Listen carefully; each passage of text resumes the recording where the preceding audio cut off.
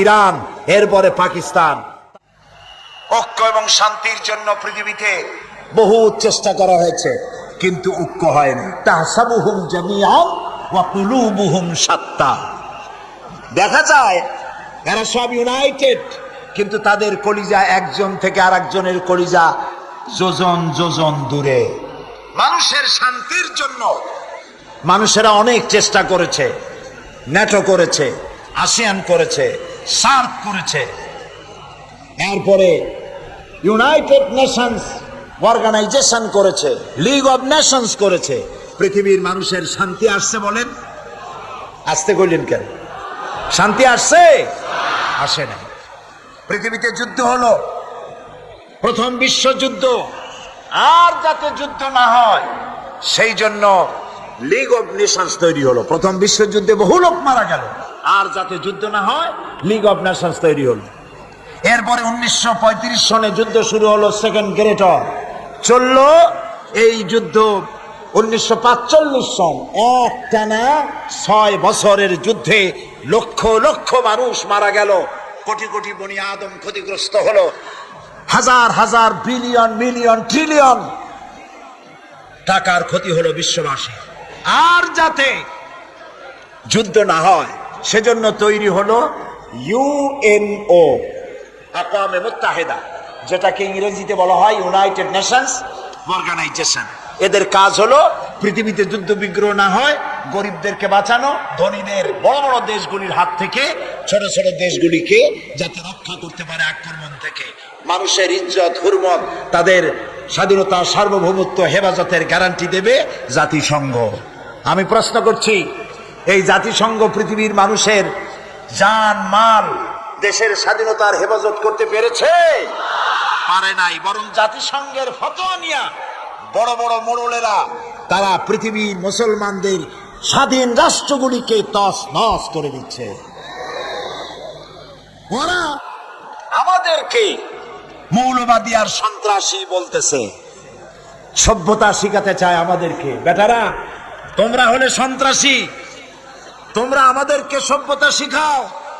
সভ্যতা শেখার জন্য আজকের আমেরিকা এবং ব্রিটেনকে ইসলামের দরওয়াজায় ভিক্ষুকের মতো দাঁড়ায় থাকতে হবে। আর যে আমেরিকা আজকে মুসলমানদেরকে শিখাইতে আসছে, এরাকে কি কাজ করেছে তারা? আল গরিব জিন্দান খানা। আল গরিব কি? কারাগার। এই কারাগারের ভেতরে মুসলমান কয়েদিদেরকে উলঙ্গ করে তাদের মুখের উপরে পেশাব করেছে। মুসলমান কয়েদিদের গলায় কুত্তার বেল্ট পরাইয়া তারপর রাস্তার উপরে টেনেছে। এগুলি কি বানায় বললাম না? ঠিক বলেছি? এগুলি সত্য কিনা? সারা দুনিয়া সাক্ষী, এ কাজ তারা করেছে। মুসলমানদেরকে আজকে চুপ করে বসে থাকতে হবে না, মুসলমানদেরকে ঐক্যবদ্ধ হতে হবে এবং বিশ্ব বিবেককে আবার জাগ্রত হতে হবে। এই পশু শক্তির বিরুদ্ধে ইরাকের উপর থেকে দখলদার সৈন্য তাদেরকে উঠায় দেওয়ার জন্য সারা দুনিয়ার মানুষের চাপ সৃষ্টি করা এখনই প্রয়োজন। এটা যদি না করা হয় তাহলে ইরাকের পরে সিরিয়া, তারপরে ইরান, এরপরে পাকিস্তান, তার দৃষ্টিতে আমেরিকার দৃষ্টিতে পৃথিবীর সব মুসলমানেরা সন্ত্রাসী। আর শ্যারন নাকি শান্তির পায়রা। শ্যারনরে চিনছেন? শ্যারন কে? ইসরায়েলের প্রধানমন্ত্রী। শ্যারন নাকি শান্তির পায়রা বলেছে কে? ওইটার নাম আমি নিলাম না। এ নাকি শান্তির পায়রা। তা আমি বলেছি, শ্যারন যদি হয় শান্তির পায়রা, তাহলে বিশ্বে অশান্তির শকুন কে? প্রতি মুহূর্তে তারা প্যালেস্টাইনের মুসলমানদেরকে বুলডোজার দিয়ে তাদের বাড়িঘর ধ্বংস করে দিচ্ছে। ইরানের মুসলমানেরা, তাদের সাথে আমাদের আকীদার অনেক বেশ কম আছে, কিন্তু তারা যখন ঐক্যবদ্ধ হলো, ইরানের ওলামারা, আয়াতুল্লাহরা যখন ঐক্যবদ্ধ হলেন, তখন আমেরিকার মতো বিরাট পরাশক্তিকে তারা পদানত করে ইসলামী রাষ্ট্র, তাদের ভাষায় তারা ইসলামী রাষ্ট্র প্রতিষ্ঠা করতে সক্ষম হয়েছে এবং আমেরিকাকে পদানত করেছে। এখানে আয়াতুল্লাহ খমিনীর একটি কথা আমার মনে পড়ে, কি সাহস তার!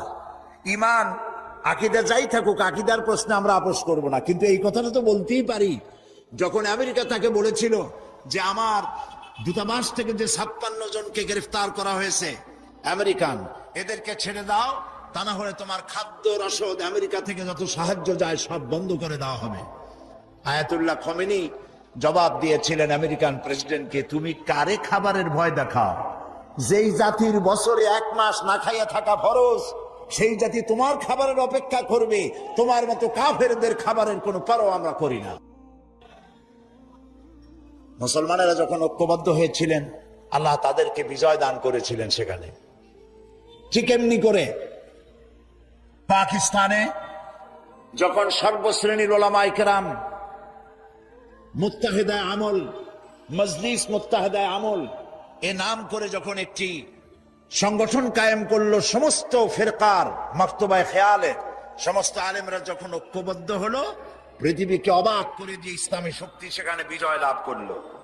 ঠিক অনুরূপ ভাবে বাংলাদেশ বিগত সরকার এইখানে অত্যাচার করেছে আলেমদের উপরে, এবং সবচাইতে বেশি দুশ্মনী করেছে তারা আলেমদের সাথে। আলেমরা ছিল তাদের জীবনের দুশ্মন।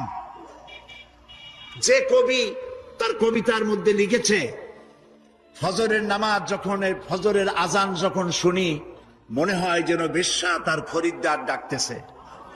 নাউজুবিল্লাহ।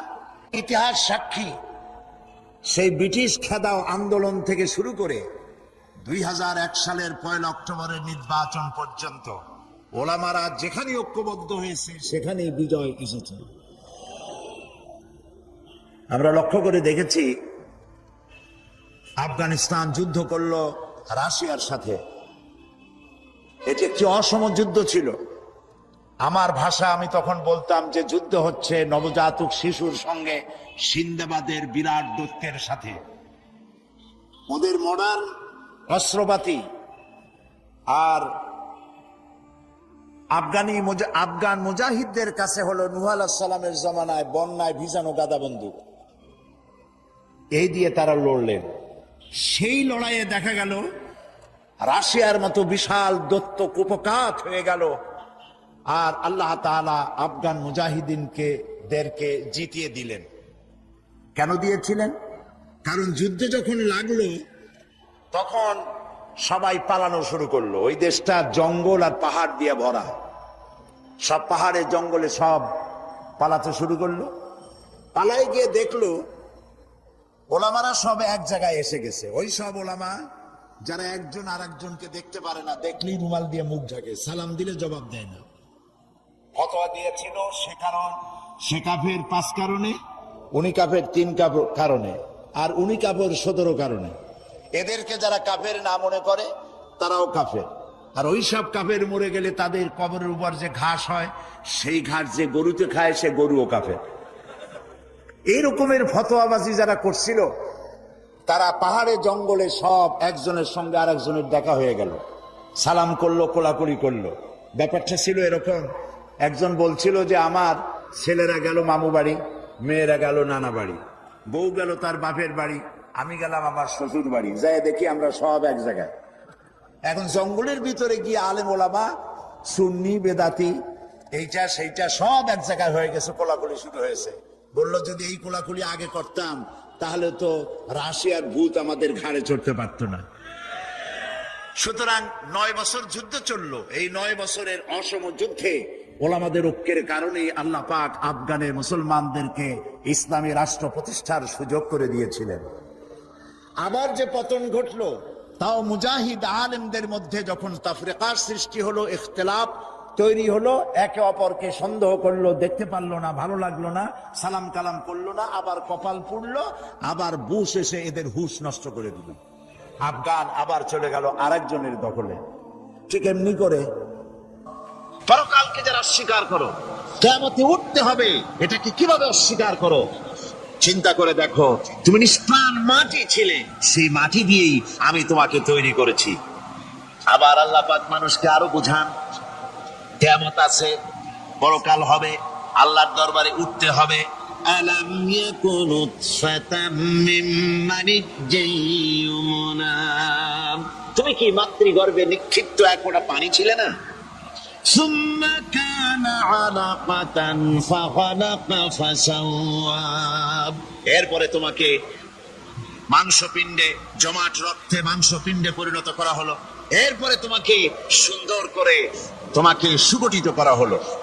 فجعل منه الزوجين الذكر والأنثى এরপরে মাতৃগর্ভের ভিতরে আমি এটাকে পুরুষ বানালাম, কন্যা সন্তান অথবা পুত্র সন্তানে পরিণত করলাম।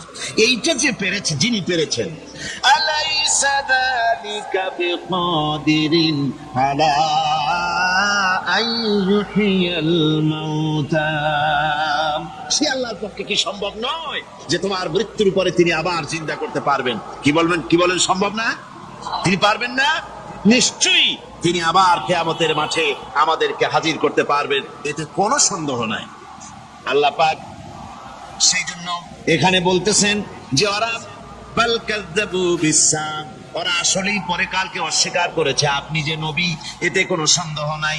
আপনি খানা খান, আপনি বাজারে যান, এটাই মূল আপত্তির বিষয় না।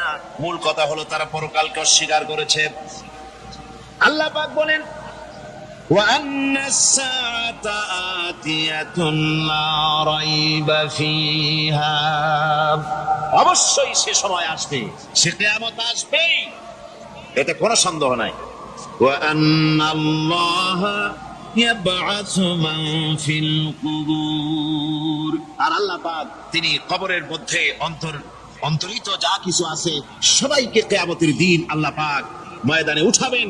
কিয়ামতে আল্লাহর দরবারে সকলকে হাজির হতে হবে। আমার বন্ধুগণ, আল্লাহ পাক বলেন ওয়ালাকাদ খালাকনাল ইনসানা মিন সুলালাতিন মিন তিন। লক্ষ্য করো, তুমি ছিলে মাটির নির্যাস থেকে তোমাকে তৈরি করা হয়েছে। শুধু মাটির নির্যাস থেকে তোমাকে কোনো মডেল ছাড়া, কোনো ধরনের আদর্শ ছাড়া, কোনো ধরনের নমুনা ছাড়া তোমাকে সৃষ্টি করা হবে। ثم جعلناه نطفة في قرار مكين এরপরে মাতৃগর্ভের একটা অত্যন্ত সুরক্ষিত জায়গায় তোমাকে সংরক্ষণ করা হয়েছিল। ثم خلقنا النطفة علقة فخلقنا العلقة مضغة রক্তপিণ্ডকে, নাপাক পানিকে জমাট রক্ত করেছি, জমাট রক্তকে আমি আবার গোশত পিণ্ডে পরিণত করেছি। ফাকাসাউনাল ইযামা লাহমা এরপরে সুন্দর করে চামড়া দিয়ে, গোশত দিয়ে একটা আকৃতি তোমাকে দান করেছি। সুম্মা আনশানাহু খালকান আখারা ফাতাবারাকাল্লাহু আহসানুল খালিকিন এরপরে সুন্দর একটা বিশেষ একটা আকৃতি দিয়ে তোমাকে আমি সুন্দর করে সুগঠিত করে তোমাকে তৈরি করেছি। সুম্মা ইন্নাকুম বা'দা যালিকা লামাইতুন এরপরে আমি আল্লাহ রাব্বুল আলামিন তোমাকে মৃত্যু দেব, অবশ্যই তোমাকে মৃত্যুবরণ করতে হবে। সুম্মা ইন্নাকুম ইয়াউমাল কিয়ামাতি তুবআসুন এরপরে কিয়ামতের দিন আসবে, ওই বিশেষ মুহূর্ত আসবে, সেই নির্দিষ্ট সময় আসবে, ওই কিয়ামতের মাঠে আল্লাহর দরবারে তোমাদের সকলকে উঠতে হবে, কোনো সন্দেহ তাতে নাই। আল্লাহ পাক বলছেন وَأَعْتَدْنَا لِمَنْ كَذَّبَ بِالسَّاعَةِ سَعِيرًا আমার এই পরকালকে, এই আখিরাতকে, কিয়ামতের দিনকে যারা অস্বীকার করবে, যারা মিথ্যা মনে করবে, আমি তাদেরকে জ্বলন্ত আগুনের শাস্তি তাদের জন্য রেখেছি। জোরে বলেন নাউজুবিল্লাহ। সেই কিয়ামত যে দিনটা আল্লাহ পাক মানুষের জন্য রেখেছেন, সেই কিয়ামতের অবস্থা বড়ই মারাত্মক। মানুষেরা তা জানে না। মানুষ যদি তা বুঝতে পারতো, জানতে পারতো, তাহলে মানুষেরা গুনাহের কাজ করতে পারতো না। আপনারা কি চিন্তা করেন, ওই যে কাফের গুলি মক্কার জীবনে রাসূল পাক সাল্লাল্লাহু আলাইহি ওয়াসাল্লামের মক্কি জিন্দেগিতে যে সমস্ত মানুষগুলি চুরি করতো, ডাকাতি করতো, সেনা করতো, বদমাশি করতো, মানুষ হত্যা করতো, এই লোকগুলি ফিরে আসতো কিসের কারণে? তাদেরকে আখিরাতের কথা বলা হয়েছে, এই পরকালের কথা বলা হয়েছে। কোরআন শরীফে আল্লাহ রাব্বুল আলামিন পরকালের কথা মৃত্যুর কথা, কিয়ামতের কথা, হাসরের কথা, সিরাতের কথা, মিজানের কথা, মওতের কথা যত বলেছেন, জান্নাতের কথা যত জায়গায় যতগুলা বলেছেন, সবগুলি আয়াতে কারিমা যদি এক জায়গায় করা যায় তাহলে পুরা কোরআন শরীফের 1/3 10 পারার সমান হবে। জোরে বলেন সুবহানাল্লাহ। যেহেতু পরকালের চিন্তা ছাড়া মানুষের জীবন পরিচ্ছন্ন হতে পারে না, সুন্দর হতে পারে না, অপরাধ মুক্ত হতে পারে না। আল্লাহ পাক বলেন সেই দিনটি বড়ই ভয়ানক, বিপজ্জনক। ওই দিনটির ব্যাপারে আল্লাহ পাক তার বান্দাদেরকে সতর্ক করে দিয়েছেন, বান্দারা সতর্ক হয়ে যাও, এইভাবে দিন যাবে না, কিয়ামত আসবে। আর ওই কিয়ামত এত মারাত্মক হবে, আল্লাহ সতর্ক করছেন বান্দাদেরকে, ইয়া আইয়ুহান নাসুত্তাকু রাব্বাকুম ইন্না যালজালাতাস সাআতি শাইউন আযীম। হে মানব সকল, আত্মরক্ষা করো খোদার গজব থেকে, আল্লাহর গজব থেকে আত্মরক্ষা করো। ইন্না যালজালাতাস সাআতি শাইউন আযীম, সেই কিয়ামতের সেই কম্পন খুবই মারাত্মক, খুবই ভয়াবহ কম্পন সৃষ্টি হবে সেদিন। ইয়াউমা তারাউনাহা তাযহালু কুল্লু মুরদিআতিন আম্মা আরদাআত।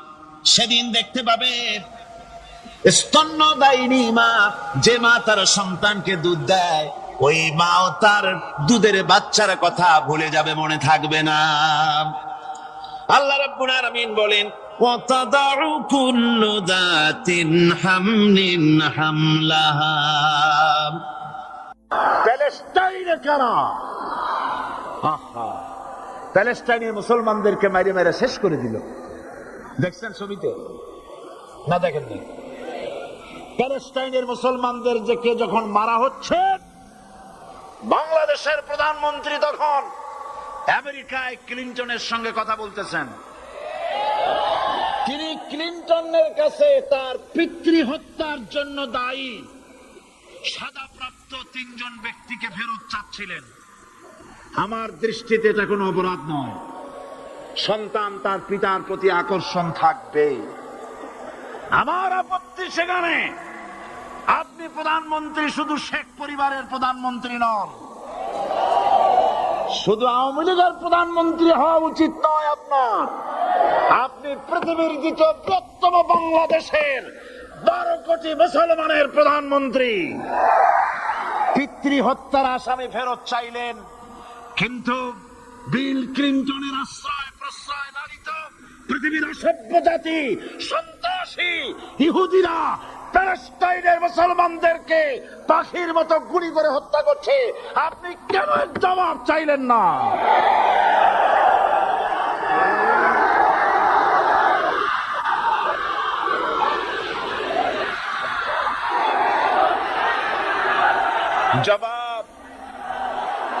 জবাব আপনি চাইতে পারবেন না, কারণ মুনাফিকদের সাহস হয় না, সাহস হয় মুমিন ব্যক্তি।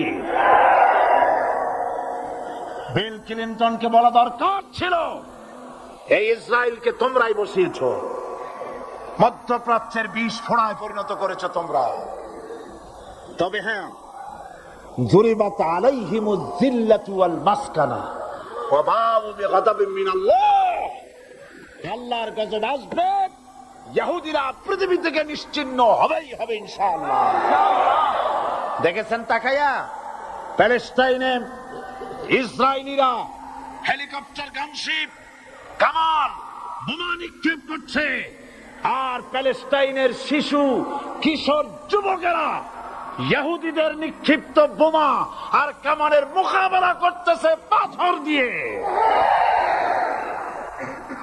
আমি আমার অন্তরের অন্তঃস্থল থেকে ধন্যবাদ জানাই, মুবারকবাদ জানাই খালিদ বিন ওলীদের উত্তরসূরি, খাব্বাব খোবাইবের উত্তরসূরি প্যালেস্টাইনের এই সব যুবকদেরকে, যারা কাফের বেঈমান ইহুদিদের মোকাবেলা করতেছে ইট আর পাথর দিয়ে।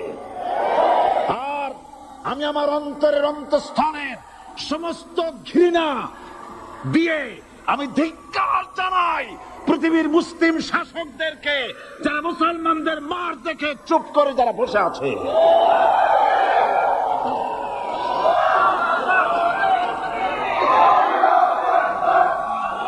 মুসলমান যদি মুসলমানের মতো হয় 10 জন যথেষ্ট। কয়জন যথেষ্ট? কোথায় আছে কথা? আল্লাহ পাক কোরআন শরীফের মধ্যে বলেছেন,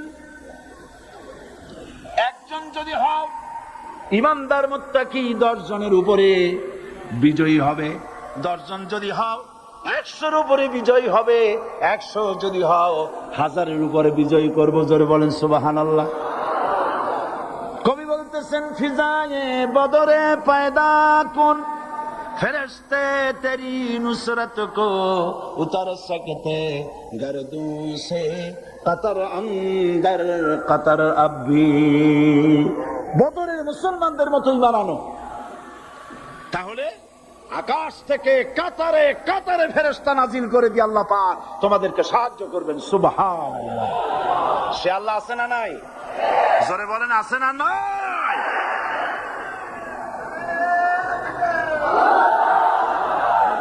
সেই আল্লাহ রাব্বুল আলামিন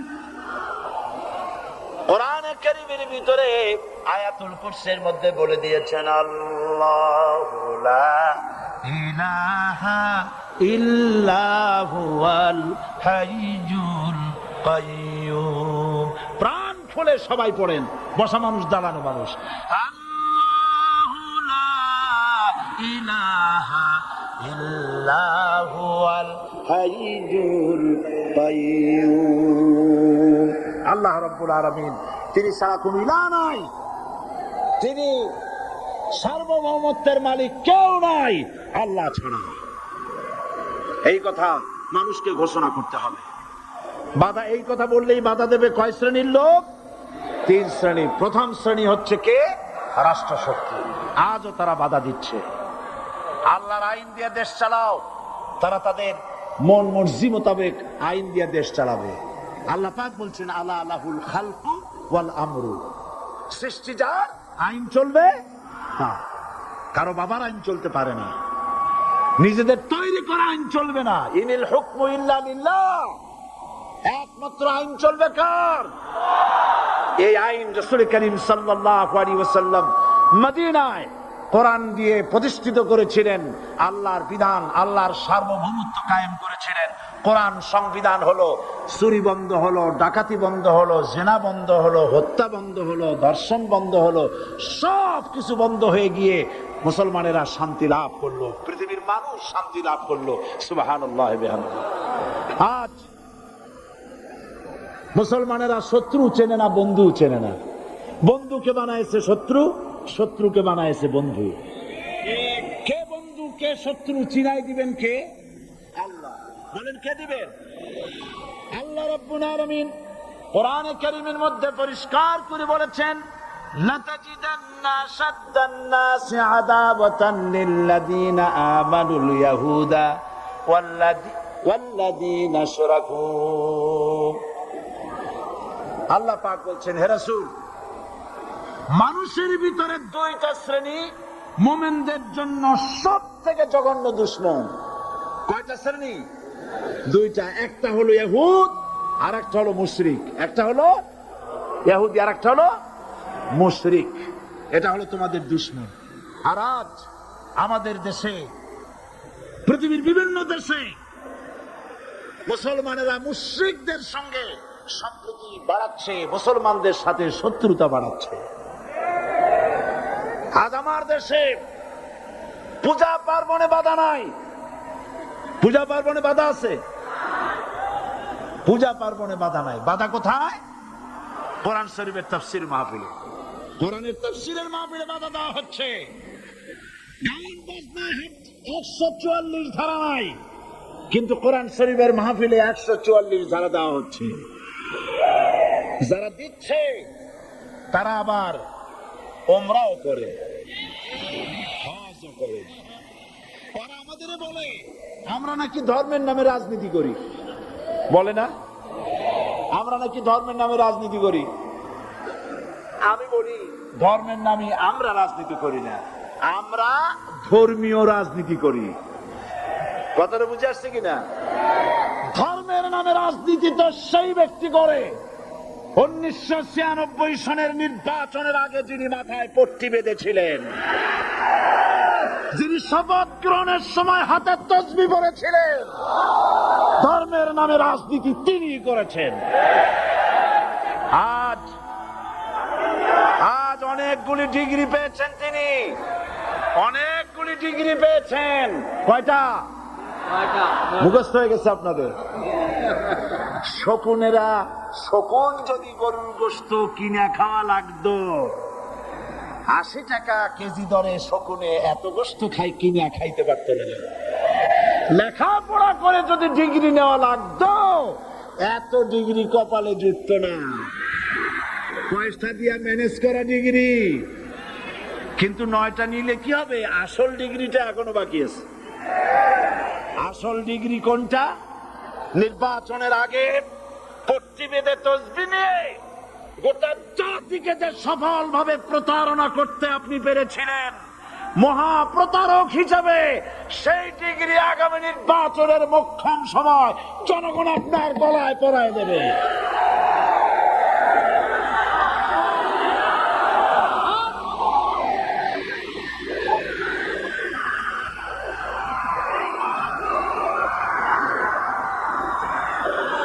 সুতরাং ধর্মের নামে রাজনীতি নয়, আমরা ধর্মীয় রাজনীতি করি, আমরা এই কোরআনের রাজনীতি করি।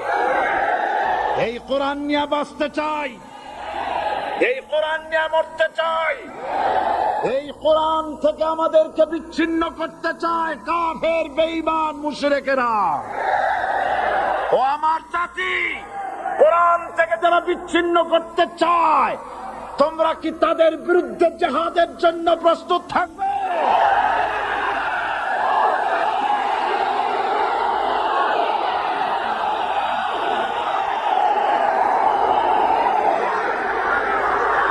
বসেন, বসেন, বসেন,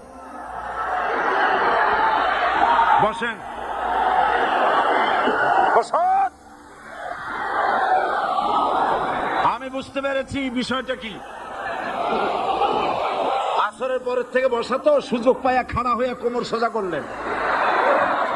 বসেন, সবাই বসেন। কোমর সোজা হয়ে গেছে, বসেন। এত বড় মাহফিল, জীবনে আর একটা পাবো নিশ্চয়তা আছে কি? জোরে বলেন, আছে? আজ আমাকে কথা বলতেই হবে ইনশাআল্লাহ, কারণ আগামীতে আবার আপনাদের সাথে দেখা হবে কিনা আমি জানি না। কথা বলতেই হবে। বসেন, কেউ দাঁড়িয়ে থাকবেন না। আমি দেখতে পাচ্ছি বাংলাদেশের ভাগ্য আকাশে উত্তর গগনে কালো মেঘ জমা হয়েছে, ঝড়ের পূর্বাভাস লক্ষ্য করছি। যদি মোকাবেলা করতে না পারেন সক্ষম ভাবে, এমন অন্ধকার গাঢ় কালো অমাবস্যা রাত আসতে পারে যার শুভে সাদে খাওয়া অসম্ভব। সুতরাং আপনারা কি কাপুরুষের মতো কাফের মুশরিকদের গোলামি করে মরতে চান? বিড়ালের মতো 500 বছর বেঁচে থাকার কোনো লাভ নাই। সিংহের মতো 1 ঘন্টা বাঁচতে চাই। আমাদেরকে বলা হয় সাম্প্রদায়িক উস্কানিমূলক কথা নাকি আমি বলি। পত্রপত্রিকা দিছে না তারা? সাম্প্রদায়িক উস্কানি কথা, সাম্প্রদায়িক উস্কানিমূলক কথা বলি। সেই জন্যই বোধহয় শত শত মুসলিম আমাদের কাছে এসে মুসলমান হয়। মানুষে আর বোকা বানানো যাবে না। যাবে কি? আর বোকা বানানো যাবে? তারপর বলছে কি? এরপরে বলছে, আমাকে বলছে রাজাকার। শুনে রাখো চট্টগ্রামের লক্ষ লক্ষ জনতা, পার্লামেন্টে যখন আমাকে এই কথা বলা হয়েছিল, আমার পার্লামেন্টের কলিগ জাফরুল্লাহ চৌধুরী সাহেব বসে আছেন এখানে। হ্যাঁ, জাফরুল ইসলাম চৌধুরী বসে আছেন পাশে। প্রধানমন্ত্রী শুদ্ধ অন্তত 3 শতাধিক পার্লামেন্টের সম্মানিত সদস্যরা সেদিন বসা। 1997 সনের বাজেট বক্তৃতা যখন আমি করতেছিলাম, ডক্টর কুদরতে খোদা, নাম রাখছে কুদরতে খোদা, আসলে গজবে খোদা। এই লোকটি নাস্তিক, ইসলামের চূড়ান্ত দুশমন। তার প্রণীত শিক্ষা ব্যবস্থার যখন সমালোচনা করছিলাম, ট্রেজারি বেঞ্চ থেকে আমাকে বলা হলো রাজাকার। আমি আমার সমস্ত শক্তি একত্রিত করে বলেছিলাম, শুধুমাত্র হিন্দুস্তানের রাজাকারেরাই আমাকে রাজাকার বলতে পারে। আমি বলেছিলাম 1973 সন পর্যন্ত আমি বাংলাদেশের কোন রাজনৈতিক দলের নেতা এবং কর্মী ছিলাম না। আমি রাজাকার নই। আমাকে রাজাকার বলে যদি তাকে প্রমাণ করতে না পারে 10 কোটি টাকার মানহানি মামলা দায়ের করব। আমার এই বক্তব্য সারা দুনিয়া শুনেছে। পার্লামেন্টে আমার এই বক্তব্য রেকর্ড হয়ে আছে। সেদিন 3 শতাধিক পার্লামেন্ট মেম্বারের কেউ আমার চ্যালেঞ্জ গ্রহণ করেন নাই। যে কোনো ব্যক্তি পার্লামেন্টে গিয়ে আমার বক্তৃতা দেখে আসতে পারেন। এরপরে 1997 সনের 7 অক্টোবর দৈনিক জনকণ্ঠ পত্রিকা যখন আমার বিরুদ্ধে লিখলো, সেই পত্রিকায় সাইদির ওপেন চ্যালেঞ্জ 8ম পাতা, 1997 7 অক্টোবর, এত বড় 2 কলামে হেডিং। সেখানে আমি বলেছি, বাংলাদেশের সকল সাংবাদিক, গোয়েন্দা বিভাগ, বাংলাদেশের সকল বুদ্ধিজীবীকে আমি আমার পিরোজপুরে আমন্ত্রণ করছি। আমার উপস্থিতিতে যদি কেউ প্রমাণ করতে পারে বাংলাদেশের স্বাধীনতা যুদ্ধের বিরুদ্ধে আমার কোন ভূমিকা ছিল, সজ্ঞানে স্বেচ্ছায় জাতীয় সংসদের সদস্য পদ থেকে পদত্যাগ করব। 3 বছর পার হয়ে গেছে, আজ পর্যন্ত কেউ এই চ্যালেঞ্জের মোকাবেলা করে নাই। সুতরাং আমাকে যারা রাজাকার বলবে তারা পিতৃ পরিচয়হীন অবৈধ সন্তান। 1971 সনের, শোনো মুসলমানেরা, 1971 সনের কোন কাদা সাইদির গায়ে লাগে নাই। আমাকে রাজাকার বলে জনগণ থেকে বিচ্ছিন্ন করবা। জনগণ থেকে আমার বিচ্ছিন্ন করা যাবে না, কারণ এই জনগণ আমার জন্য আসে না, এই জনগণ আসে আল্লাহর কোরআনের জন্য।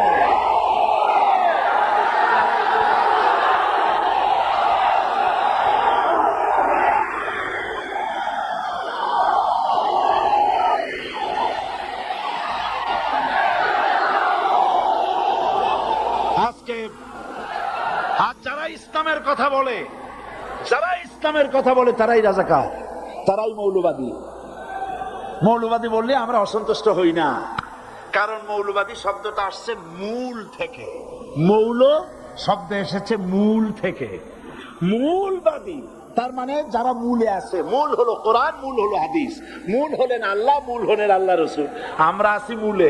এখন বলেন তো, মূলের শক্তি বেশি না আগার শক্তি বেশি? আমাদের যারা মৌলবাদী বলে ওরা হলো আগাবাদী। মূলে আছে কত কোটি?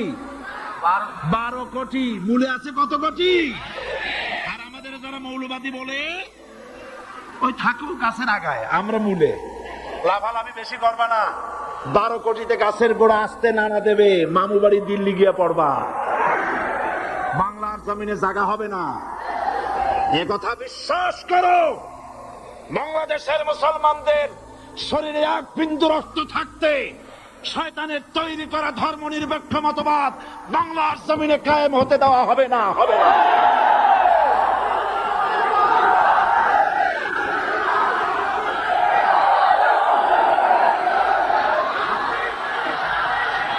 রাসূল করিম সাল্লাল্লাহু আলাইহি ওয়াসাল্লাম কোরআন প্রতিষ্ঠার জন্য আন্দোলন করেছিলেন। আয়াতুল কুরসি আমাদের সে কথাই শিখিয়েছে।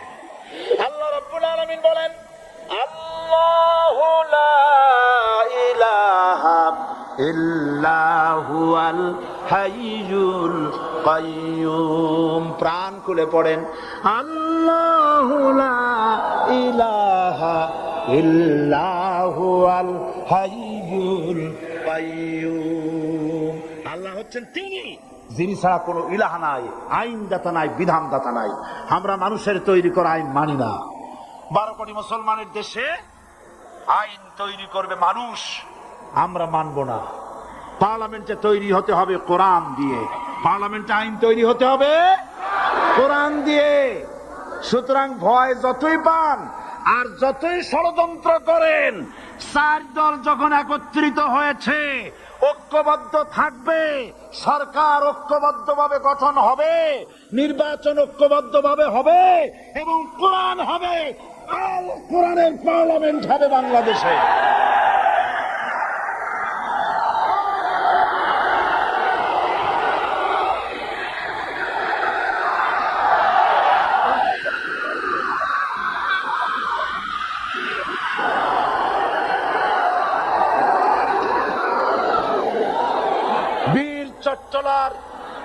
বীর চট্টলার মুসলমানেরা, বীর চট্টলার মুসলমানেরা স্বাধীনতার ঘোষণা এই চট্টগ্রাম থেকে স্বাধীনতার মহান ঘোষক প্রেসিডেন্ট জিয়াউর রহমান সাহেব দিয়েছিলেন। এই চট্টগ্রাম থেকেই ইসলামী রাষ্ট্রের ঘোষণা হবে।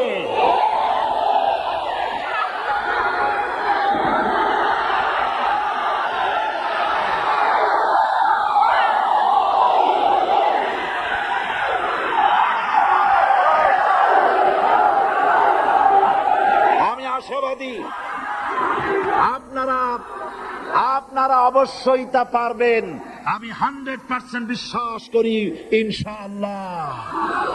কারণ যে ষড়যন্ত্রের মোকাবেলা করে স্থানীয় রাজনৈতিক দলের নেতৃবৃন্দ কোরআনের মাহফিল সিনায় এনেছেন, আমি প্রথম দিনই বলেছি চট্টগ্রাম তাফসীরুল কোরআন মাহফিল কোন রাজনৈতিক দলের প্রতিনিধিত্ব করে না। এটা কোন জামাত শিবিরের একক সম্পদ নয়, এটা চট্টগ্রামের মুসলমানদের কলিজার টুকরা তাফসীরের মাহফিল। সুতরাং এই মাহফিল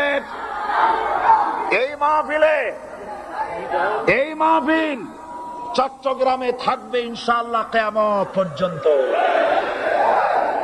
144 ধারা 288 হয়ে গেছে, ষড়যন্ত্র পায় পায় চলে গেছে। আমি ওই সব ছেলেদের বলি, সরকারি দলের ছাত্র হইয়া মুসলমানদের বিপক্ষে যাইও না। এদেশের ভাগ হয়ে গেছে দুটো শিবির, বোঝাই যাচ্ছে।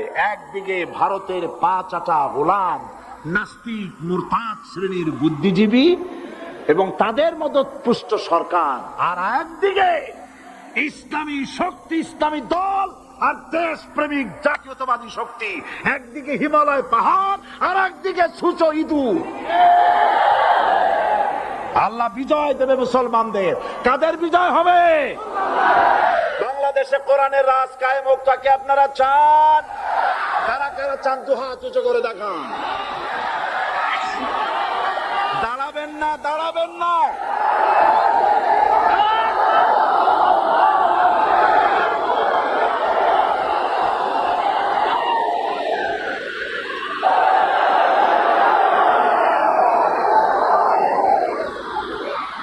বসুন, বসুন, আবার বসেন, বসুন। জোরে সরে জিকির করেন লা ইলাহা, আরো জোরে লা ইলাহা, লা ইলাহা।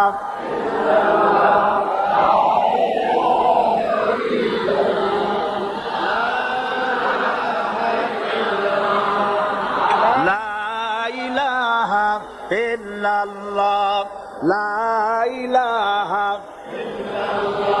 লা ইলাহা ইল্লাল্লাহু মুহাম্মাদুর রাসূলুল্লাহ। যারা যেখানে দাঁড়িয়েছেন বসুন। 3 শ্রেণীর লোকেরা আল্লাহর কালেমায় বাধা দিয়েছে। কয় শ্রেণী? একটা হলো রাষ্ট্রশক্তি, 2 নম্বরে মনে আছে ধনাঢ্য পুঁজিপতির গোষ্ঠী, ওরাও বাধা দিয়েছে। কারণ ইসলামকে বলা হয় পুঁজিবাদের আশ্রয়স্থল। নাউজুবিল্লাহ। সর্বপ্রথম ইসলাম কবুল করেছে কারা? ধনীরা না গরিবরা? কারা? গরিবেরা। সুতরাং ধনাঢ্য ব্যক্তিরা মনে করলো যে আমাদের তো সর্বনাশ হয়ে যাবে, আমরা দাস দাসী ধরে রাখতে পারবো না, আমরা মানুষকে শোষণ করতে পারবো না, যে নতুন কলেমার দাওয়াত আসছে। সুতরাং সরকারের হাতকে তারা পয়সা দিয়া শক্ত করেছে আর বলেছে যত টাকা লাগে এই লোকগুলারে ঠ্যাঙ্গান। আজও আছে কিনা? তা আছে কিনা? 3 নম্বরে বাধা দিয়েছে ধর্মের নামের এক শ্রেণীর কায়েমি স্বার্থবাদী শক্তি, যার সম্পর্কে সূরা তাওবায় আল্লাহ পাক বলেছেন, ইন্না কাসীরাম মিনাল আহবারি ওয়ার রুহবান লা ইয়াকুলুনা আমওয়ালান নাস বিল বাতিল ওয়া ইয়াসুদ্দুনা আন সাবিলিল্লাহ। ইহুদি আহলে কিতাবদের মধ্যে এক শ্রেণীর বুজুর্গ ধরনের লোক, দরবেশ জাতীয় লোক, যারা নাকি মানুষের সম্পদকে বাতিল পন্থায় ভক্ষণ করে, ওয়াসুদ্দুনা আন সাবিলিল্লাহ, এবং আল্লাহর রাস্তায় চলার জন্য মানুষকে বাধা প্রদান করে। এত বড় বিশাল মাহফিলে আপনি দাঁড়ায়া কোন মানুষকে কষ্ট দিবেন না, জায়েজ নাই। মুসলমানদেরকে কষ্ট দেওয়া কবিরা গুনাহ। বুঝতে পেরেছেন? যে যেখানে দাঁড়িয়েছে আপনারা বসা মানুষেরা তাদেরকে বসায় দেন। সুতরাং এই কালেমার দাওয়াত যখন হযরতে মূসা আলাইহিস সালাম দিলেন, ফেরাউন বলল, আমি তো জানি না যে আমি ছাড়া আরো কোন ইলাহ আছে, আইনদাতা তো আমি, তুমি নতুন কোথা থেকে আইনদাতা নিয়ে আসছো? ফেরাউন বলছে, দেখো আমারে বাদ দিয়া যদি অন্য কাউকে ইলাহ বলে তুমি মানো আর সেই শিক্ষা যদি যে জাতিকে দাও, তাহলে আমি তোমাকে ধরে লাআজআলান্নাকা মিনাল মাসজুনিন, আমি তোমাকে কারারুদ্ধ করব, আমি তোমাকে জেলখানায় ঢুকিয়ে দেব। রাষ্ট্র শক্তি প্রথম বাধা দিল কারা? বলেন সবাই। সেই বাধা কি ওখানে শেষ হয়েছে না এখনো আছে? আছে কিনা জোরে বলেন। আমি তোমাকে জেলখানায় ঢুকাবো। হযরতে মূসা আলাইহিস সালাম বলেন, ফেরাউনের জেলের ভয় আমি করি না, আমাকে জেলের ভয় দেখায়া লাভ নাই, আমি আল্লাহ পাকের পয়গম্বর হযরতে মূসা আলাইহিস সালাম। ফেরাউনের দলবল আছে, লোক লস্কর আছে, তার অস্ত্রের অভাব নাই। আল্লাহ রাব্বুল আলামিন মূসা আলাইহিস সালামের কাছে একটা অস্ত্র দিয়া দিলেন। দিছিলেন কিনা? আল্লাহ পাক হযরত মূসা কে বলেছেন, ওয়া মা তিলকা বিয়ামিনিকা ইয়া মূসা, মূসা রে তোমার হাতে ওটা কি? মূসা আলাইহিস সালাম বললেন, এটা লাঠি। আল্লাহ পাক বললেন, ফেলে দাও লাঠি। লাঠি ফেলাই দিলেন। কি হয়ে গেল? হিয়া হাইয়াতুন তাসআ, লাঠি হয়ে গেল। এখন লাঠি পড়ে সাপ হয়ে গেল। সাপ দেখে নবী হোক, ওলি হোক, সাহাবী হোক আর আলেম হোক, সাপ দেখলে ভয় করে না মানুষের? মূসা আলাইহিস সালাম ভয় পেয়েছে। আল্লাহ রাব্বুল আলামিন হযরত মূসাকে শোনায় দিলেন, খুযহা ওয়া লা তাখাফ সানুঈদুহা সিরাতাহাল উলা,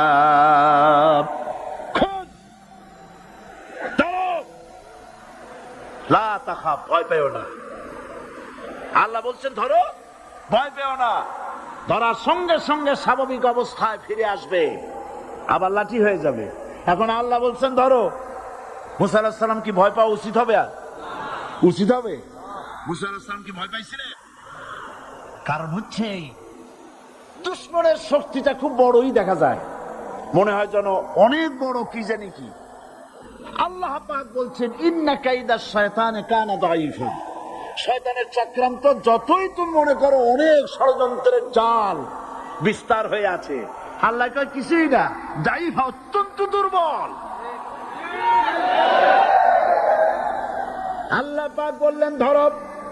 মূসা আলাইহিস সালাম সাপ ধরলেন, সঙ্গে সঙ্গে লাঠি হয়ে গেল। ফিরআউন বরদাস্ত করলো না। রাষ্ট্রশক্তির পক্ষ থেকে আক্রমণ শুরু হলো। অপরাধ কি? মূসা আলাইহিস সালামের অপরাধ কি? কি অপরাধ? মাশাআল্লাহ, বুঝতে পেরেছেন। অপরাধ হচ্ছে তিনি বলেছেন লা ইলাহা, জোরে বলেন লা ইলাহা ইল্লাল্লাহ। এই কালেমাকে আজ আমরা ভিক্ষার বুলি বানাইছি। এটা হলো সার্বভৌমত্বের বুলি, এটা হচ্ছে আল্লাহ পাকের সার্বভৌমত্বের কথা। আজ আমরা মানুষের কাছে আমরা শুনি, মানুষেরা ভিক্ষা চায়, লা ইলাহা ইল্লাল্লাহ, এক মুঠ চাউল দেন, লা ইলাহা ইল্লাল্লাহ 10 খান পাই দেন। এই হচ্ছে কালেমার জিকির। আবার কেউ কেউ জিকির করতেছে লা ইলাহা আস্তে, ইল্লাল্লাহ জোরে, এমন জোরে কলব সাফ করে, কলব তাতে থাকলেও পারে গেলেও পারে। এই কালেমার জার, এর আঘাত পয়গম্বররা মেরেছেন। হযরতে মুসা আলাইহিস সালাম যখন বলেছেন লা ইলাহা ইল্লাল্লাহ, এই ধাক্কা ফেরাউন বরদাস্ত করতে পারে নাই। দরিয়ায় নীলের ভিতরে আল্লাহ পাক ডুবাইয়ে শেষ করে দিয়েছেন, দেন নাই? হযরতে মুসা আলাইহিস সালাম তার উম্মতেরা দরিয়ার পাশে বসে দ্বীনি কথাবার্তা বলতেছেন। এমন সময় ফেরাউন, তার শত্রু হচ্ছে মুসা আলাইহিস সালাম। শত্রু কেন? মুসা কি ফেরাউনের পাকা ধানে মই দিয়েছে নাকি? বলেন আপনারা। তার হালের গরু পিটায় মারছে নাকি? অপরাধ হলো তিনি আল্লাহর জমিনে আল্লাহর আইন প্রতিষ্ঠার কথা বলেছেন। এই শুধুমাত্র এই অপরাধে ফেরাউন তার দলবল নিয়ে 3 দিক থেকে আক্রমণ করেছে। মুসা আলাইহিস সালামের উম্মতেরা ভয় পেয়ে গেছেন। তারা বলছেন ইন্না লামুদরাকুন, আমরা পাকড়াও হয়ে গেছি। 3 দিকে সারাশি আক্রমণ, 3 দিকে শত্রু, একদিকে দরিয়া, পালাবার রাস্তা আছে? হযরত মুসা আলাইহিস সালাম ভয় পেয়ে গেলেন, সারেন্ডার করলেন না। হযরত মুসা আলাইহিস সালাম বললেন কাল্লা, কখনো নয়, ভয় পাওয়ার কোনো কারণ নাই। রব্বি সায়াহদিন, অবশ্যই আমার রব আমার জন্য রাস্তা করে দিবেন। ভয় পাইও না, আমার রব রাস্তা করে দিবে। আল্লাহ রাব্বুল আলামিন হযরত মুসা আলাইহিস সালামকে অর্ডার করলেন, হাতের লাঠি দিয়া দরিয়ার উপরে আঘাত করো। হযরত মুসা আলাইহিস সালাম দরিয়ার উপর আঘাত করলেন। রাস্তা ছিল দরকার একটার, এক বাড়িতে আল্লাহর হুকুমে লাঠি দিয়ে একটি আঘাত করার সঙ্গে সঙ্গে হযরত মুসার তার সঙ্গী সাথী দরিয়া পার হওয়ার জন্য দরিয়ার মধ্যে দিয়ে আল্লাহ 12টা রাস্তা পয়দা করে দিলেন। সে আল্লাহ আছে না নাই? এত আসতে বলেন কেন? ভয় পাওয়ার কারণ আছে? রাষ্ট্র শক্তি বাধা দিয়েছে সমস্ত নবীদেরকে। কেন? নবীদের চরিত্র খারাপ? জোরে বলে, নবীদের চরিত্র খারাপ? নবীদের চাইতে মাসুম, বেগুনাহ, উন্নত চরিত্রের মানুষ আল্লাহর আকাশের নিচের জমিনের উপরে আর হয় না। তোমরা যে সামনে তাদের পিছনে দৌড়াও, অমুকের সৈনিক, নেতা নেতা করে মরো, এইসব নেতা যাদের পিছনে দৌড়াও, এই নেতাগুলি, আমি জিজ্ঞেস করি আপনাদেরকে, এই নেতাগুলি জীবনে একবারও জেনা করে নাই? এ ব্যাপারে অনুসারীরা আপনারা কি নিশ্চিত?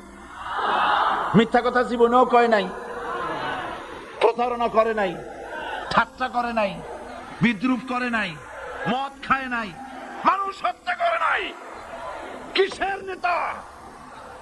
নেতা হচ্ছেন সেই ব্যক্তি যিনি বলেছেন, ও আমার স্ত্রীরা, ও আমার সাহাবীরা, রাতের আধারে আমার মধ্যে যা আচরণ দেখতে পাও, দিনের আলোতে আমার মধ্যে যা দেখতে পাও, সবগুলি খুলে খুলে মানুষের কাছে বলে দাও। তার নাম বিশ্বনবী মুহাম্মদ রাসূলুল্লাহ সাল্লাল্লাহু আলাইহি ওয়াসাল্লাম।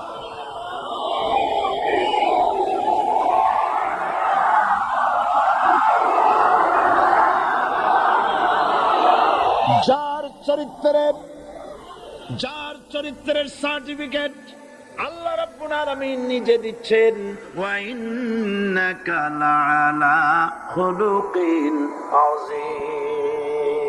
নবী হে, উন্নত চরিত্রের উপরে আপনি প্রতিষ্ঠিত। সুবহানাল্লাহ। কে সার্টিফিকেট দিচ্ছেন? আজিব, আজিব। আরবিতে চওড়াকে বলা হয় আরিদ, গভীরতাকে বলা হয় আমিক।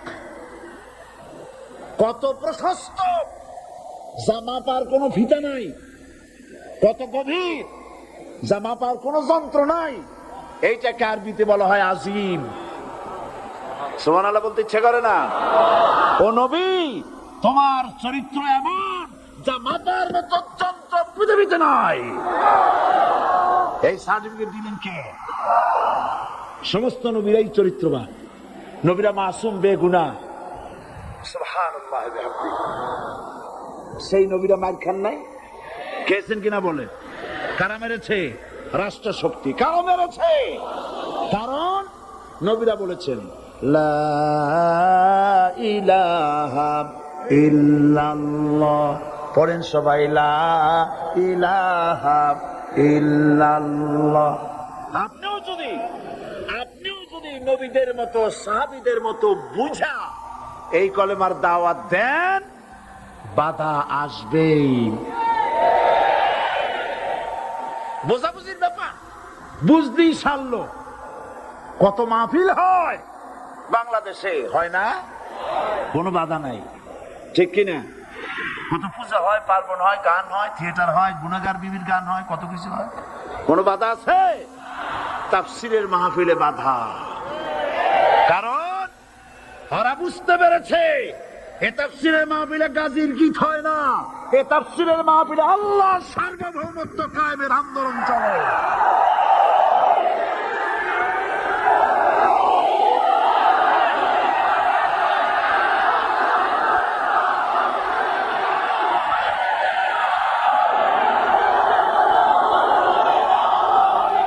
এবার দেখুন, এবার কলেমা বোঝেন, কালেমা বুঝুন। বঙ্গভবনের সামনে দাঁড়ায়া, গণভবনের সামনে দাঁড়িয়ে আপনি যদি কালেমার জিকির করতে থাকেন, লা ইলাহা ইল্লাল্লাহ, লা ইলাহা ইল্লাল্লাহ, লা ইলাহা ইল্লাল্লাহ, লা ইলাহা ইল্লাল্লাহ, 2-1 ঘন্টা, 2-4 ঘন্টা, দেখবেন অফিসাররা এসে বলবে, না জানি কোন খাজা বাবা আসছে, আসেন আসেন, নিয়ে খাইতে দেবে, হাদিয়া দেবে। যেহেতু যিনি পড়তেছেন উনি বোঝেন না কি বলতেছেন, আর যারা দাওয়াত দিয়ে নিয়ে গেল ওরা টের পাই নাই যে কি শুনে দাওয়াত দিতেছে। কিন্তু আপনি যদি বঙ্গভবন, গণভবন, সেক্রেটারিয়েট আর পার্লামেন্ট এর ভিতরে ঢুকে যদি বলেন, কোন মানুষের তৈরি করা আইন মানি না, কোন সরকারের সার্বভৌমত্ব স্বীকার করি না, কারো বিধান মানি না, কারো তৈরি করা আইনের সামনে মাথা নত করি না, আল্লাহ ছাড়া কারো বিধান মানি না, হাদিয়া আসবে, খাইতে দেবে, পকেটে টাকা দেবে, খাওয়াবে এক জায়গায় নিয়ে। কোন জায়গায়? লাল দালান। বোঝাবুঝি পয়গম্বরেরা দাওয়াত দিয়েছেন আয়াতুল কুরসি, ফরজ নামাজ পড়িয়া দেখছি অনেকেই জামার বুতাম টুতাম খুলিয়া তারপরে জোরে একটা ফু দেয়। অসুবিধা নাই, ফু আপনি দেন, কিন্তু কি পড়ে ফু দিচ্ছেন আপনি কি বুঝছেন কিছু? সুবহানাল্লাহ। বুঝলি কি এই চেহারা হয়? এতগুলো মানুষ লাগে নাকি বিপ্লব করতে, কালেমার রস কায়েম করতে? 313 জন মুসলমান যথেষ্ট পৃথিবীতে।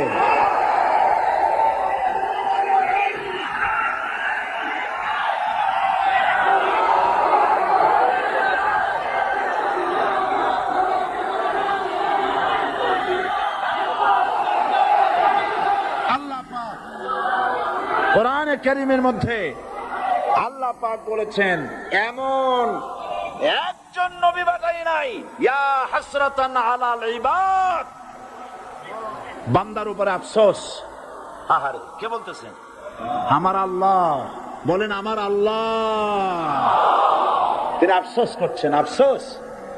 একজন পয়গম্বর এমন পাঠাইলাম না, একজন রাসূল পাঠাইলাম না যার সাথে এরা ঠাট্টা করে নাই, বিদ্রুপ করে নাই, পাগল বলে নাই, মানে নাই।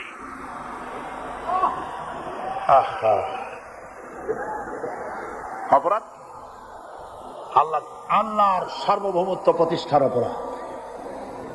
হযরত ইব্রাহিম আলাইহিস সালাম তিনি যখন এই কালেমার দাওয়াত দিয়েছেন নমরুদের বিরুদ্ধে, নমরুদ বলেছে মান আশাদ্দু মিন্না কুওয়া, আমার চাইতে শক্তিশালী আর কে আছে? আনা রাব্বুকুমুল আলা, আমি তোমাদের বড় প্রভু। নাউজুবিল্লাহ। কই থেকে একটা তুমি বলছো লা ইলাহা ইল্লাল্লাহ, আমি তো ইলাহ। হযরত ইব্রাহিম আলাইহিস সালাম কি কালেমার দাওয়াত পেশ করার অপরাধে অগ্নিকুণ্ডের ভিতরে ফালাবার ব্যবস্থা হয়ে গেছে। আল্লাহ পাক সব ঘটনা কোরআনে বলে দিয়েছেন কিনা বলেন? কেন বললেন এই সমস্ত কথা? এই জন্য বলেছেন ফেরাউন মরে যাবে, নমরুদ মরে যাবে, কিন্তু তাদের প্রেতাত্মারা যুগে যুগে তারা বেঁচে থাকবে। আগুনের ভিতরে ফালাবার ব্যবস্থা হয়েছে। আল্লাহ পাক বলে দিয়েছেন আমার রাস্তায় যদি চেষ্টা করো, জিহাদ করো, আমার সাহায্য তোমরা পাবে। ওয়া কানা হাক্কান আলাইনা নাসরুল মুমিনিন, মুমিনদেরকে সাহায্য করো।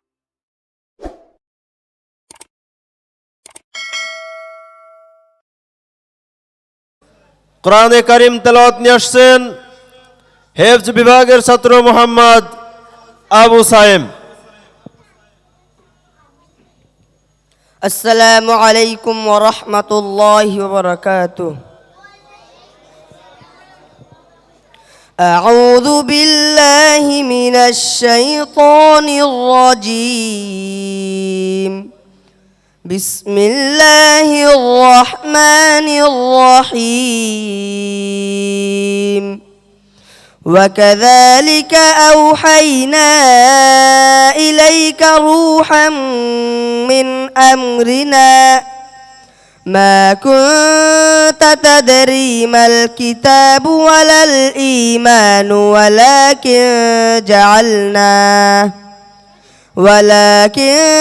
جعلناه نورا نهدي به من نشاء من عبادنا وإنك لتهدي إلى صراط مستقيم صراط الله الذي له ما في السماوات وما في الأرض ألا إلى الله تصير الأمور صدق الله العظيم।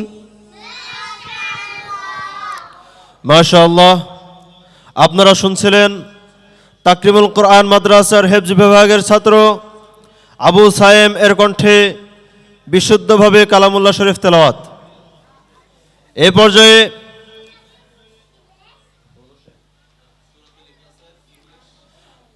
তাকরিমুল কোরআন মাদ্রাসা, যেটি একটি দ্বীনি বিদ্যাপীঠ হিসেবে সুনাম খ্যাতি অর্জনের পথে চলতেছে, এই মাদ্রাসার শিক্ষা ধীরে ধীরে শিক্ষার অনেক মান বৃদ্ধি পাইতেছে। অত্র মাদ্রাসার শিক্ষা কতটুকু পরিমাণ অগ্রগতি হয়েছে সেই প্রদর্শনী পেশ করার লক্ষ্যে এখন আপনাদের সামনে সূরাতুল ইখলাস তেলাওয়াত করা হবে, পাঠ করা হবে। পাশাপাশি সূরা ইখলাস এর ইংরেজি তরজমা করা হবে।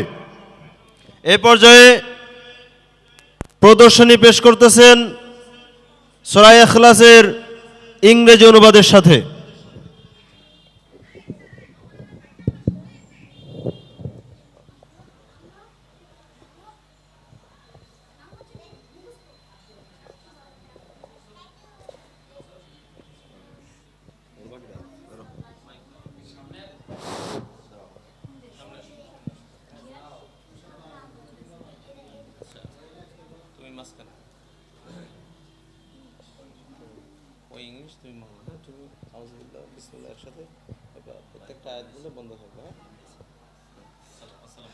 আসসালামু আলাইকুম ওয়া রাহমাতুল্লাহি ওয়া বারাকাতুহু।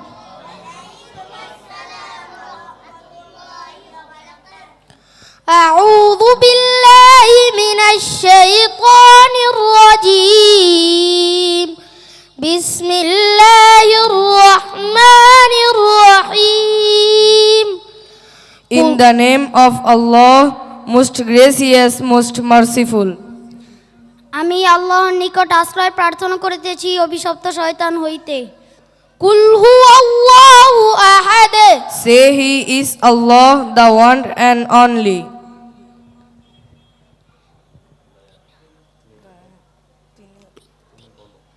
তুমি বলো তিনি আল্লাহ তিনি এক আল্লাহু Samad Allah, the eternal absolute. তিনি আয়েব শূন্য অভাব শূন্য লাম ইয়ালিদ ওয়া লাম ইউলাদ He beget not, nor is He begotten. তিনি কাহাকেও জন্ম দেন নাই এবং তাহাকেও জন্ম দেওয়া হয় নাই ওয়া লাম ইয়াকুল লাহু কুফুয়ান আহাদ And there is none like unto Him. তাহার সমতুল্য কেউ নাই Assalamu alaikum wa rahmatullahi wa barakatuh. মাশাআল্লাহ। এই যে ছোট্ট ছোট্ট বাচ্চারা, তারা যে একটা সূরা তেলাওয়াত করলেন আরবিতে, পাশাপাশি তার বঙ্গানুবাদ সহ ইংরেজিতে অনুবাদ করলেন, এতে কি আপনারা খুশি না বেজার? আমরা চাই এই কোরআনের বাণী, এই কোরআনের দাওয়াত এই বাংলাদেশের গণ্ডি পেরিয়ে সমগ্র বিশ্বে এই কোরআনের দাওয়াত পৌঁছে যাক। চাই কি চায় না? তো যদি কোরআনের দাওয়াত সমগ্র বিশ্বে পৌঁছাতে হয়, তাহলে আমাদেরকে কোরআন শেখার কোনো বিকল্প কিছু আছে? যার জন্যই সেই কোরআনকে শিক্ষা দেওয়ার একটা নিগুড় প্রতিষ্ঠান তাকরিমুল কোরআন মাদ্রাসা। এই ইট পাথরের দেওয়ালগুলো, এই ইট পাথরের দেওয়াল, এই দেওয়ালের মাঝে, এই শহরের মাঝে এমন একটি এই যে প্রতিষ্ঠানে আপনারা বসে আছেন, এই প্রতিষ্ঠানকে গড়ে তোলা হয়েছে এমনভাবেই যেন আপনার সন্তান সুশিক্ষায় শিক্ষিত হতে পারে, কোরআনকে বিশুদ্ধভাবে পড়তে পারে, কোরআনের বাংলা অনুবাদ, ইংরেজি অনুবাদ সহি শুদ্ধভাবে শিখতে পারে। তো এই যে প্রতিষ্ঠানকে গড়ে তোলা হয়েছে, আমরা সকলেই প্রতিষ্ঠানে আমাদের সন্তান ভর্তি করব না ইনশাআল্লাহ? সকলেই আমরা সকলেই আমাদের সন্তানকে কোরআনী আলোয় আলোকিত করব ইনশাআল্লাহ।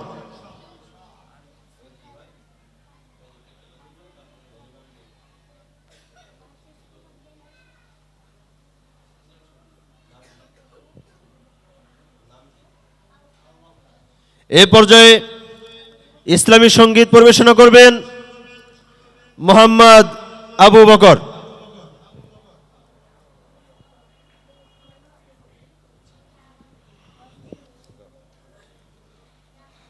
আসসালামু আলাইকুম ওয়া রাহমাতুল্লাহি ওয়া বারাকাতুহু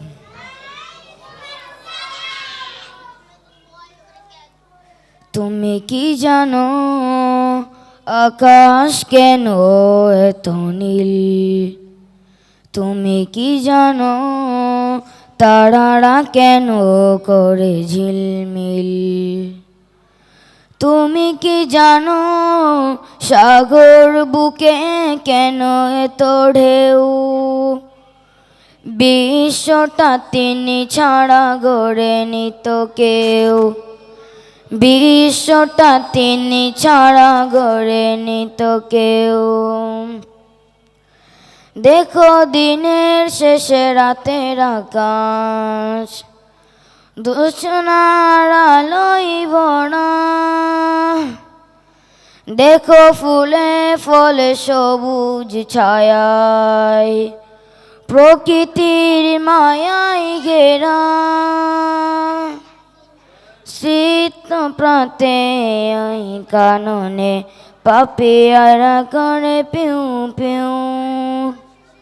বিশ্বটা তিনি ছাড়া গড়েনি তো কেউ, বিশ্বটা তিনি ছাড়া গড়েনি তো কেউ। দেখো তুমি ওই পাহাড় চিরে বয়ে চলে ঝর্ণা ধারা। দেখো শক্ত মাটির বক্ষ চিরে ফুটলে উঠে ফোয়ারা, খোদার রহমের ইশারায় বুঝেও বুঝে না তো কেউ। বিশ্বটা তিনি ছাড়া গড়ে নিত কেউ, বিশ্বটা তিনি ছাড়া গড়ে নিত কেউ। তুমি কি জানো আকাশ কেন এত নীল?